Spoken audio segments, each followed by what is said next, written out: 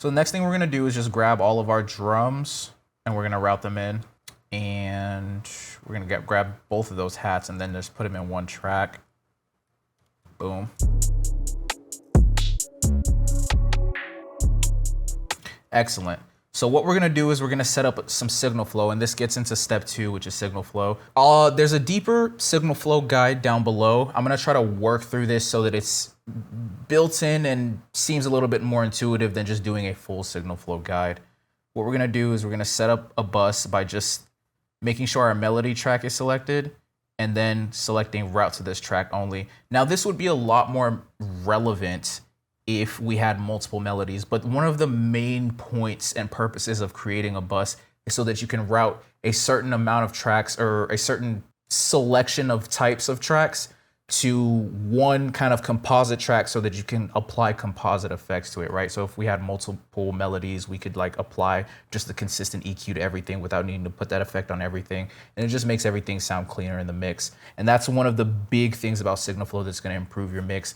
You'll see it be a little bit more relevant for the drums that we have here because we have multiple drums and stuff like that, but I did want to explain what exactly is going to be going on.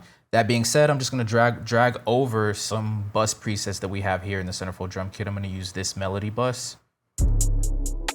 Great. And again, that's just stock stuff that you can learn to do on your own. Again, check out some of my signal flow guides down below. It's going to teach you a lot of good stuff about it. And again, same thing, we're gonna do route to this track only. And so what's happening is it's all going to this track, and then this track is feeding into the master, whereas before, and you might not see it because my screen is in the way, but I don't feel like going back and forth to OBS, but it's very, like you'll see that like most of your tracks are always going directly to the master. So you could literally just click that arrow that's right above the master for any track to unplug it. So if I do that right now for say the melody bus, right? Melody's gonna turn off, but then if I route the melody bus to something that's routed to the master, it's gonna come back on, right? But you know, there's no purpose to do like multiple levels of signal flow for this particular thing, although you can get very wonky with it. I'm just gonna reroute the melody bus back to the master so that it's making sound directly into the master, and that's kind of how that entire thing works. All of that's set up, and so I'm gonna do one more thing. I'm gonna go ahead and turn off the melody bus so it's only the drums, and I'm going to put on a send for this drum bus.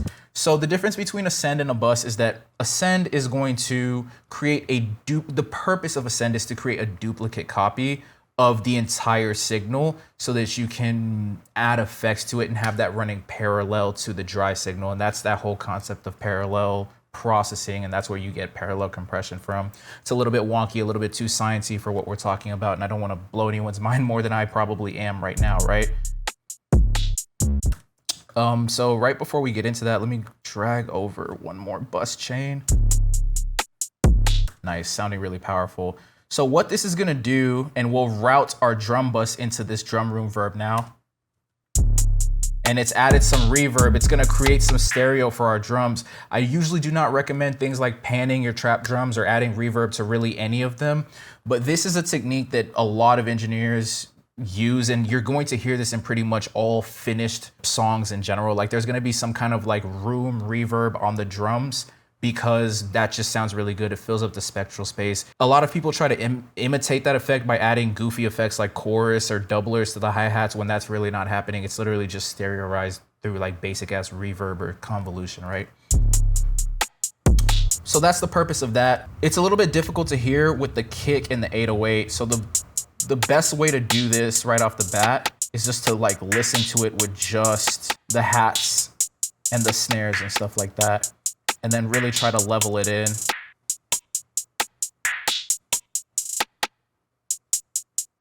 I think that's nice. It's just supposed to be like a little nice accent. And then we're gonna bring in the kick and the 808 and hear how that affects everything. Really just the kick for right now. Yeah, okay. Because that sometimes the kick can be too reverb, but it seems like we got it really nicely with this EQ. And we could even do the same thing for the melody bus. We've talked about convolution a bit in this channel, so I think you guys should know a little bit of what I'm about to do. I'm just gonna, you know, use basically some spectrum management to create a little bit more width with this melody without doing anything goofy to the main signal. So what I'm gonna do is create a send off of that melody and then add this composite convolver effect, and then let's just grab a preset that I usually like using from here, and I'll turn down the dry signal because I don't want it to be dry at all. And that's just like a little bit like a flavor of reverb, so just make it sound a little bit more wide, to seem a little bit more wide. That's gonna be more felt than heard, and that's kind of the point of doing something like that. So let's just level it in.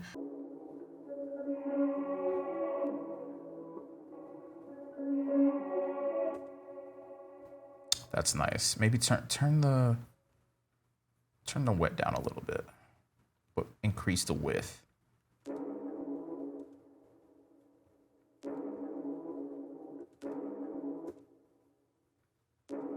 Now we can turn it up.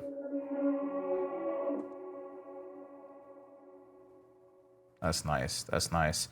All right, then we'll just EQ it a little bit. Keep things tight. That's nice. That's really nice. And again, that's just a send, so we can literally rename this. So things are already sounding more full and more powerful because of our signal flow techniques that we've used here.